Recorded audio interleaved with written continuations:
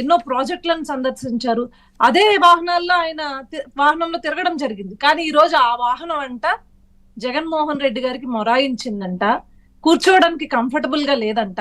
అందుకని అతను 5 నిమిషాలు కూడా అందులో కూర్చోలేక పాపం అతను మారిపోయి, అంటే ఆ సీట్ లో చంద్రబాబు నాయుడు గారు కూర్చున్నారనే ఆలోచన కూడా భరించలేనట్లున్నాడండి.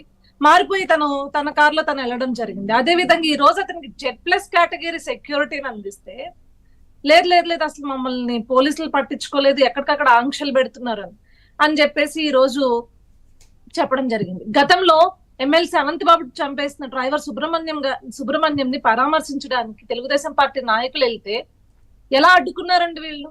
స్వయంగా మీ ఎమ్మెల్సీ చంపేశాడయ్యా అని చెప్తే ఎక్కడా కూడా అక్కడికి వెళ్ళనివ్వకుండా కట్టడి చేసి తెలుగుదేశం పార్టీ నాయకులందరినీ కూడా హౌస్ అరెస్టులు చేసిన పరిస్థితి ఉంటుంది. ఈ రోజు క్లియర్ గా చెప్పాము, మీరు వెళ్ళండి, ఎవరైతే మీ కార్యకర్త చనిపోయాడు కాబట్టి వాళ్ళ ఇంటికి వెళ్ళి భరోసాని ఇవ్వండి, ఇక్కడ మేము ఎక్కడా కూడా రాజకీయం చేయదలుచుకోలేదు, కానీ ఏదైతే వారి యొక్క వ్యక్తిగత గొడవల కారణంగా చనిపోయిందో దాన్ని రాజకీయ రంగు పులమద్దు, మీ కార్యకర్తలను వెంటేసుకొచ్చి ఇక్కడ శాంతి భద్రతలకు లోపం కల్పించద్దు అని చెప్పేసి క్లియర్ గా చెప్పడం జరిగింది. పోలీస్ వ్యవస్థ కూడా చెప్పడం జరిగింది. అయినా కూడా వినకుండా ఎక్కడికక్కడ వారి కార్యకర్తలని పోగు చేసుకుంటూ వాళ్ళకి అభివాదం చేస్తూ వాళ్ళల్లోనూ కక్షను నింపుతూ ఈ రోజు శాంతి భద్రతలను విఘాతం కలిగించేలాగా ప్రవర్తిస్తున్నాడు జగన్మోహన్ రెడ్డి.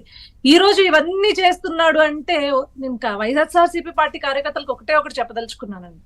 ఈ రోజు మీ ప్రాణాలకు మా వల్ల ముప్పు లేదు, లేకపోతే అధికార ప్రభుత్వం వల్ల ముప్పు లేదు. ఈ రోజు మీ ప్రాణాలని కాపాడడానికి మేము చాలా కష్టపడుతున్నాం. కానీ ఇలాంటి వాటిల్లో మిమ్మల్ని ఇరికించి స్వయంగా జగన్మోహన్ రెడ్డి మిమ్మల్ని చంపేసి ఆ శవాలతో ఈ రోజు మళ్ళీ ఇంకొకసారి అధికార పీఠం ఎక్కడానికి మీ నాయకుడు చూస్తున్నాడు.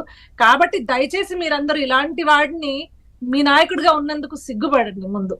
ఎందుకంటే ఎక్కడా కూడా మేడం మనం చూసినట్లయితే ఈ 40 రోజుల్లో ప్రజల కోసం బయటకు రాలేదు, సొంత కార్యకర్తల కోసం బయటకు రాలేదు, ఏ రోజు బయటకు వచ్చి మాట్లాడలేదు, రాష్ట్ర ప్రజల కోసం ఏదైనా మాట్లాడతాడేమో అని చూస్తే మాట్లాడలేదు. పిన్నెల్లి కోసం బయటకు వచ్చారు కదా ఒకసారి అనుష గారు, పిన్నెల్లి కోసం బయటకు వచ్చారు, అక్కడ పరామర్శించి రాష్ట్రం రావణ కాష్టంలా తయారైపోయింది. పెళ్లి కోసం మాత్రం పరామర్శించాడు. ఈ రోజు క్లియర్ గా అర్థమవుతోందండి, కేవలం శవాల పైన పేలాలు ఏరుకునే బ్యాచ్ ఉంది అంటే అది వైఎస్ఆర్సీపీ పార్టీ. సో వీళ్ళందరినీ కూడా ఈ రోజు వాళ్ళల్లో వాళ్ళే, ఇప్పుడు ఎవరు చంపుకుంది అతని యొక్క ఆ పార్టీకి సంబంధించిన నాయకుడి యొక్క 2 అనుచరులు, ప్రధాన అనుచరులు నరుక్కున్నారు. అందులో ప్రాథమిక విచారణలో దర్యాప్తులో కూడా తేలింది ఏంటి అంటే అక్కడ వారి యొక్క వ్యక్తిగత గొడవల కారణంగా చంపుకున్నారు. అతన్ని జైలుకి పంపించడం ద్వారా, ఏదైతే ఈ జిలానీ అనే వ్యక్తిని జైలుకి పంపించిన జైలుకి పంపించిన దాంట్లో అతని హస్తం ఉంది, ఈ రషీద్ అని అతని హస్తం ఉంది అని చెప్పేసి కక్ష కట్టుకుని మరీ చంపేయడం జరిగింది. కానీ కూటమి ప్రభుత్వం నుంచి మేము ఏమైతే చెప్తున్నామో, హత్య ఎవరు చేసినా అది నేరం. ఈ రోజు ఇలాంటి ఒక సంస్కృతిని ఈ రోజు మేము చెక్ పెట్టాలి. కాబట్టి కఠినమైన శిక్షలు మేము తీసుకుంటాము. వీళ్ళు ఏదైతే చెప్తున్నారో తెలుగుదేశం పార్టీ వచ్చిన కూటమి ప్రభుత్వం వచ్చిన తర్వాత అధికారంలోకి చంద్రబాబు నాయుడు గారు ముఖ్యమంత్రి అయిపోయిన తర్వాత ఏదో జరిగిపోతుంది, రాష్ట్రం మొత్తం కూడా రావణ కాష్టంలా మారిపోయిందని చెప్పేసి ప్రతి చిన్న విషయాన్ని భూతద్దంలో పెట్టి చూపించదలుచుకున్నారు. మేము ఒకటే అడుగుతున్నాం, గతంలో మీరు కొనసాగించిన రావణ కాష్టాన్ని ఈ రోజు మేము ఆర్పేందుకు ప్రయత్నిస్తున్నాము. మీరు తీసుకొచ్చిన సంస్కృతిని ఈ రోజును మేము నిర్మూలించడానికి ప్రయత్నిస్తున్నాం. ఏదైతే గంజాయిని కావచ్చు, మాదక ద్రవ్యాలని కావచ్చు, లేకపోతే మద్యంని కావచ్చు, ఈ రోజు మేము పూర్తిగా దాన్ని సమూలంగా చెక్ పెట్టేందుకు మా అడుగులు ముందుకు వెళ్తున్నాయి.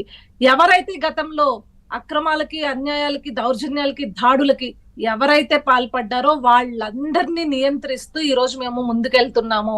ఖచ్చితంగా ఎవరు చేసినా, మళ్ళీ చెప్తున్నాం, పార్టీలకు అతీతంగా ఎవరు ఏం చేసినా కూడా, అరాచకాలు చేసినా లేకపోతే ఇట్లా మర్డర్లు చేసినా, మానభంగాలు చేసినా కఠినమైన శిక్షలు ఉంటాయని చెప్పేసి చాలా బాధ్యతాయుతంగా మా హోమ్ మినిస్టర్ అనిత గారు బయటకు వచ్చి చెప్పారు. అదే విధంగా మన ముఖ్యమంత్రి గారు, గౌరవనీయులు ముఖ్యమంత్రి గారు చంద్రబాబు నాయుడు గారు బయటకు వచ్చి చెప్పారు. అదే విధంగా డిప్యూటీ చీఫ్ మినిస్టర్ అయిన పవన్ కళ్యాణ్ గారు కూడా బయటకు వచ్చి చెప్పడం జరిగింది. ఇంతకన్నా ఏం కావాలండి? గతంలో ఎప్పుడైనా సరే రాష్ట్రంలో అనంతపురం దగ్గర నుంచి మొదలు పెట్టుకుంటే దాదాపు శ్రీకాకుళం వరకు ఎన్ని వేల హత్యలు, మానభంగాలు జరిగింది, ఎంత దమనకాండ జరిగిందండి.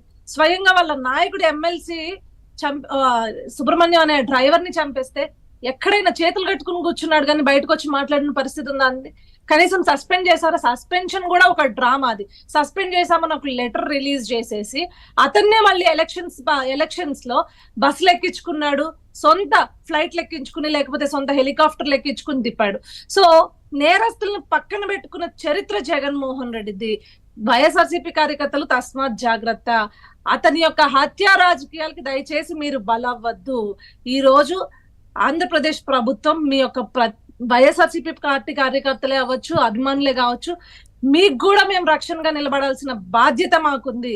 కాబట్టి దయచేసి ఇలాంటి రెచ్చగొట్టే వ్యాఖ్యలు ఎవరైనా చేసినా కావచ్చు, లేకపోతే మీ యొక్క నాయకులు మిమ్మల్ని మిస్గైడ్ చేసినా కావచ్చు, ఇవి మీ జీవితాలు, దయచేసి భద్రంగా ఉండండి, ఇలాంటి వాటి జోలికి వెళ్ళొద్దు అని చెప్పేసి మేము మాట్లాడుతున్నాం. ఎస్, ఓకే అనుష్క గారు.